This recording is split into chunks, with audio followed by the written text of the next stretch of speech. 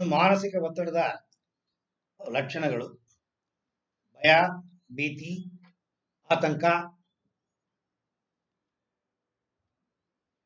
ಮತ್ತೆ ಊಹೆಗಳು, ಅನುಮಾನಗಳು,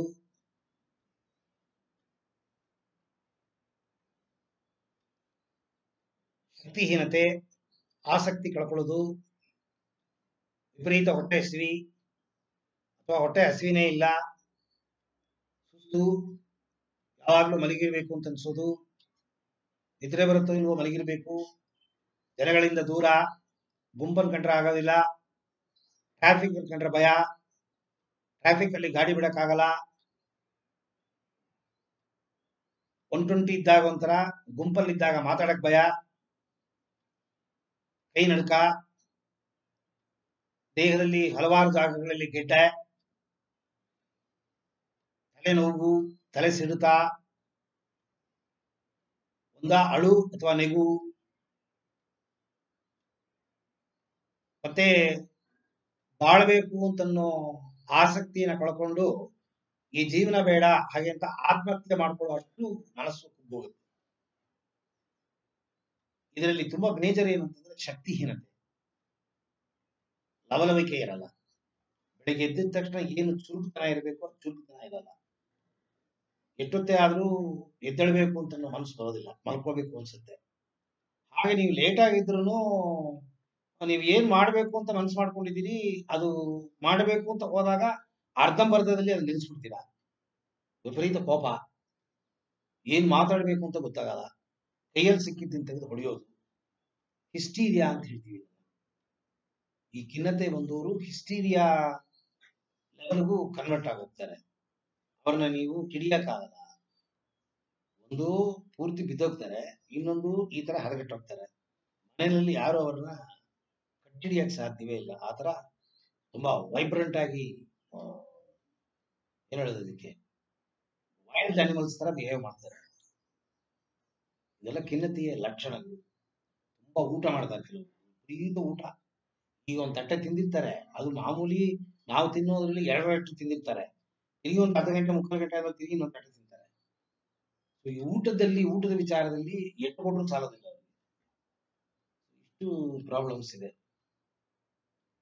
ಮತ್ತೆ ಕಾನ್ಸಂಟ್ರೇಷನ್ ಕಮ್ಮಿ ಆಗೋಗುತ್ತೆ, ಮೆಮರಿ ತುಂಬಾನೇ ಕಮ್ಮಿ ಆಗೋಗುತ್ತೆ. ಕ್ಷಣದಲ್ಲಿ ಇಟ್ಟಿದ್ದ ಪದಾರ್ಥಗಳು ಏನು ಎತ್ತ ಗೊತ್ತಾಗಲ್ಲ, ಮರ್ತೋಗುತ್ತೆ.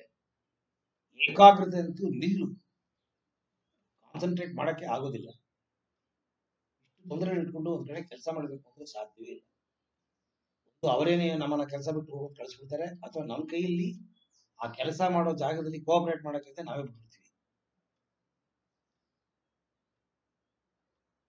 ಮತ್ತೆ ಮನೆಯಲ್ಲಿ ಎಷ್ಟೇ ಜನಗಳು ಜೊತೆಗೆ ನಾವು ಬಾಳಿದ್ರು ಏನೋ ಒಂಥರ ಒಂಟಿತನ ಮನಸ್ಸಲ್ಲಿ ಕಾಡ್ತಾ ಇರುತ್ತೆ.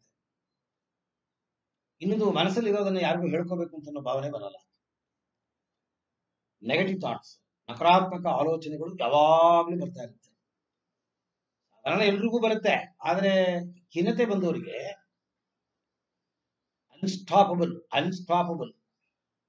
ಹಂಗಂದ್ರೆ ನಿಲ್ಲಿಸ್ದೇನೆ ಯಾವಾಗ್ಲೂ 24x7. ಮತ್ತೆ ನಿದ್ರೆ ಕೊರತೆ, ನಿದ್ರೆ ಮಾಡಕ್ ಆಗಲ್ಲ. ಆಗ ನಿದ್ರೆ ಬರೋದಾದ್ರೂ ತುಂಬಾ ಲೇಟ್ ಆಗಿ ನಿದ್ರೆ ಬರುತ್ತೆ. ಅದು ಬೆಳಗಿನ ಜಾವ ಮಲ್ಕೋಬೇಕು.